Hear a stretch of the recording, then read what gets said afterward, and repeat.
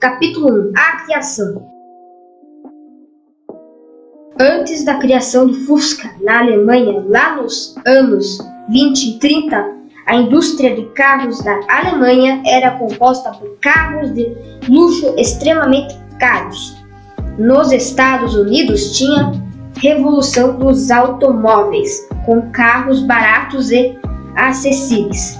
Lá na Europa tinha projetos de carros baratos para a classe média, mas eram muito brutos, fracos, pouco potentes ou versões menores dos grandes carros de luxo. Também eram pesados. Mas então Ferdinand Porsche quis iniciar o projeto de um carro barato e para a família, mas ao contrário do que ele quis, ao contrário daquele ano, ele quis iniciar o projeto do zero. Seu visual foi bem baseado com um carro tcheco. Em 1936, Adolf Hitler assumiu o cargo de chanceler alemão. O projeto de Porsche e de outras fábricas da Alemanha.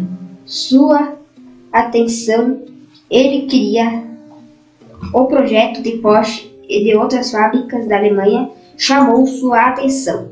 Ele queria repetir ali, na Alemanha, como nos Estados Unidos, como cada família com seu próprio carro barato. A ideia era produzir um carro que custasse 990 Reichsmarks, o dinheiro da Alemanha naquela época. Na época que o salário da Alemanha era de 120 Reichsmarks, mas ficou visível que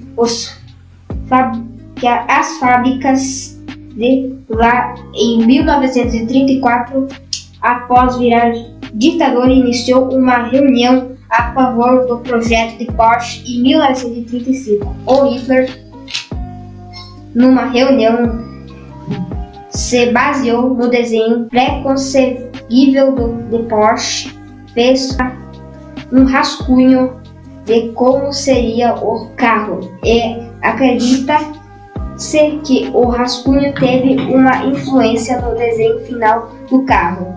Diz que o rascunho de Hitler foi baseado em um carro de Joel Grans, um engenheiro e inventor judeu que se encontrou com Hitler em uma feira de carros no começo dos anos 30. Em 1935, Gans, por ser judeu, perdeu todas as patentes e em um pouco tempo depois fugiu da Alemanha. Diz que foi seu projeto que inspirou nas linhas do Fusca.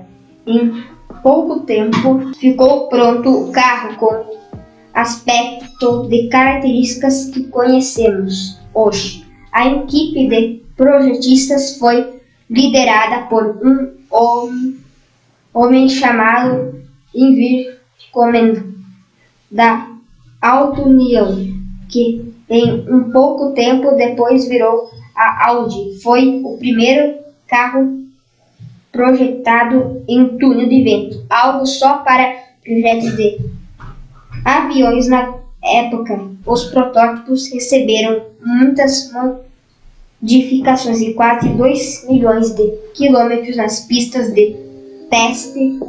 O básico permaneceu. No dia 28 de maio de 1937, o governo de lá criou a Volkswagen, uma agência liderada pelo nazista, e o Fusca foi oficialmente apresentado. A construção da fábrica da Volkswagen foi feita em 1938 na atual Wolfsburg, uma cidade para abrigar seus trabalhadores, e com os primeiros veículos sendo entregues no mesmo ano. Quando a guerra começou em 1939, a fábrica tinha produzido poucas unidades e foi destinada à produção para carros de guerra, como Volkswagen foi construído em cima do Fusca da guerra. Trabalhadores escravos de campo de concentração. E a produção do Fusca reiniciou em 1946 de forma tímida, estabelecendo um ícone do renascimento da Alemanha Ocidental. Capítulo 2 – A evolução.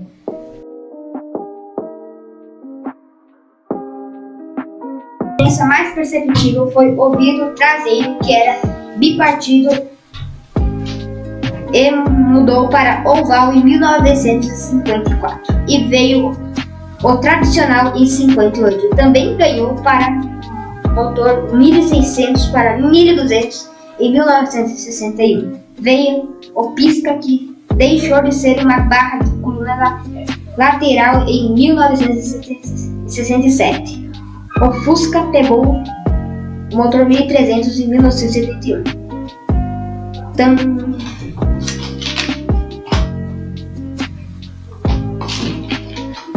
Em 1965 veio o Fusca Pé de Boi, o modelo de Fusca mais simples de todos. Ele não tinha nenhum cromado, não tinha marcador de combustível, se media com uma régua, só uma ponteira de escape, não tinha tampa no porta-luvas. Os estofamentos dos bancos era uma espécie de plástico. Os fogos de porta eram alguma espécie de madeira. Tinha motor 1200. Foram mais coisas eliminadas do carro em cores, só duas opções, cinza claro e azul pastel. Foi produzido de 1965 a 1966.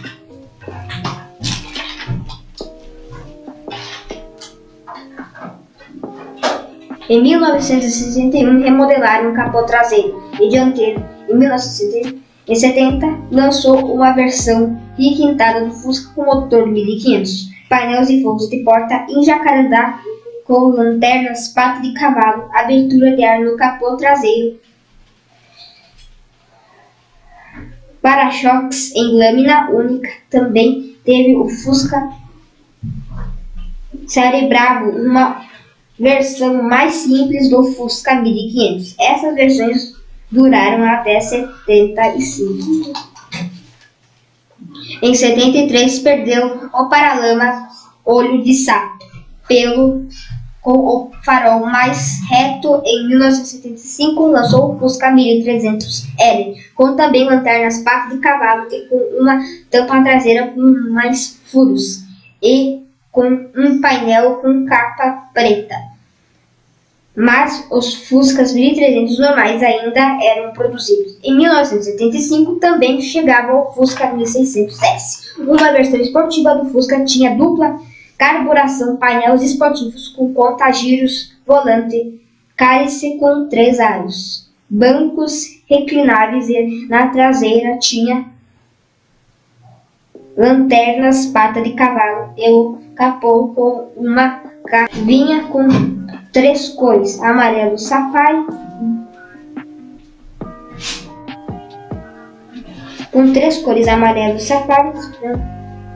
branco lotus e vermelho rubi. Essa versão é muito rara, durou apenas de 1975 a 1976. Em 1979 veio os paralamas Safari de Belém. Nos anos 80, o Fusca recebe banco com encosto de cabeça, painel mais moderno, etc. No Brasil, a fabricação durou até 86. Mais um tempo depois, em 1993, o Fusca voltou com o Fusca Itamar, porque o presidente do Brasil, lá da época, era o presidente Itamar. Ele pediu a volta do Fusca, por isso Fusca Itamar. O Fusca Itamar veio com poucas mudanças, como catalisador de pneus estadiais, etc. O Fusca Itamar foi produzido até 1996 e esse era o fim do Fusca no Brasil, mas o Fusca foi sido parado de ser fabricado no mundo em 2003, feita a última unidade no México. A última série do Fusca foi o Fusca Série Ouro. Ele tinha lanternas fumê, embaçador traseiro, janela, basculhantes, faixa basculhante. Ele tinha motor 1600, painel com fundo branco, etc. Só foi fabricado em 1996. No total foram 21.529.464 unidades.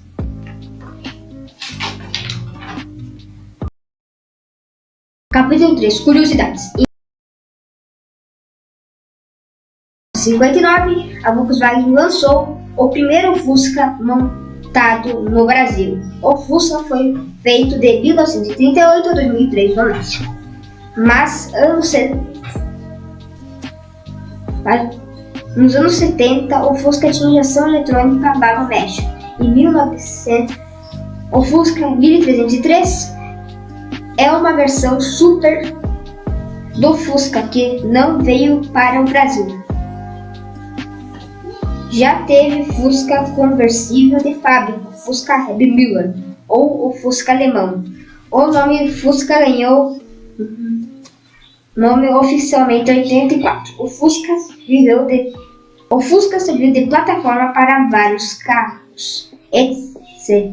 E muita coisa para se falar, mas nesse vídeo eu disse o básico.